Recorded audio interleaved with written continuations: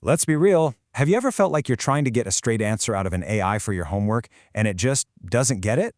Well, what if I told you there's a simple way to turn that AI into your best study partner?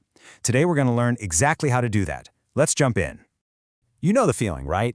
You ask an AI for help with an assignment, and what it gives you back is just weird or totally wrong. It is so frustrating, you just want to close the laptop and give up.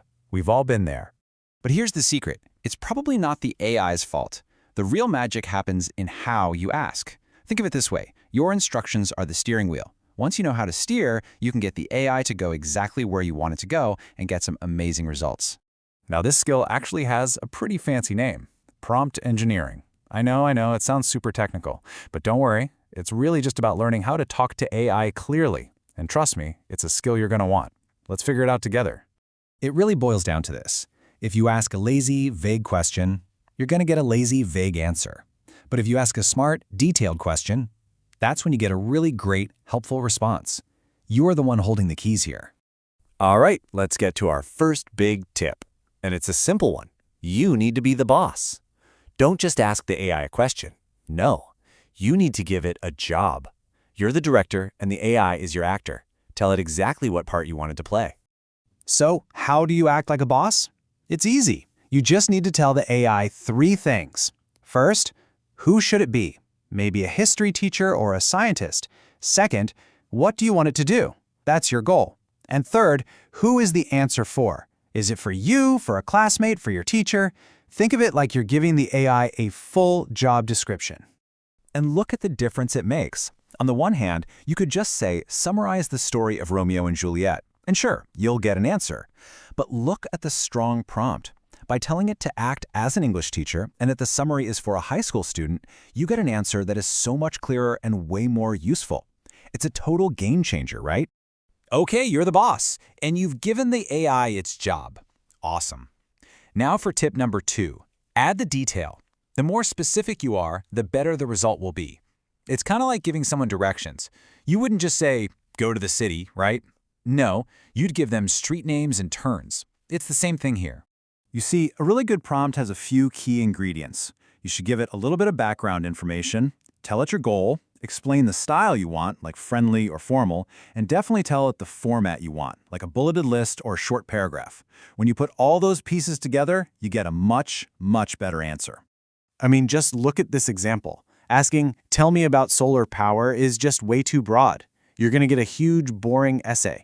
But the detailed request, it asks how it works, wants it in a bulleted list, and asks for simple language. Now that is an answer you can actually use for your schoolwork.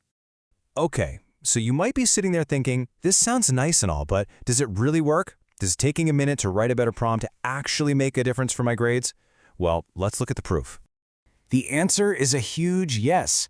A study actually found that students who learned how to write better, more detailed prompts saw their grades on assignments go up by an average of 37%. That's not just a small change, that's massive. That could be the difference between a C and an A. Better prompts really do lead to better grades. All right, are you ready for our final tip? This one is super powerful, especially for tricky subjects like math or science. The secret here is to get the AI to slow down and think through the problem one piece at a time. So instead of just asking for the final answer, you're going to ask the AI to show its work, just like your math teacher always tells you to. You're telling it, hey, don't just give me the solution. Walk me through how you got there.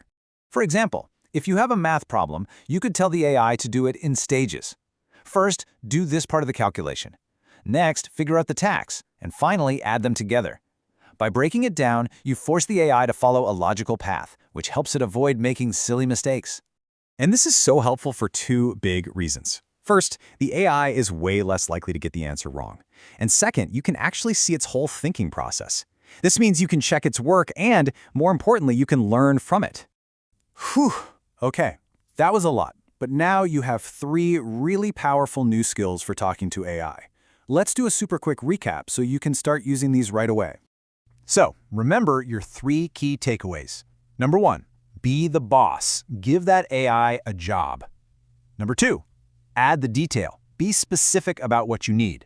And number 3, make it think step by step. Ask it to show you its work. If you can get the hang of these 3 things, you'll be getting amazing answers in no time.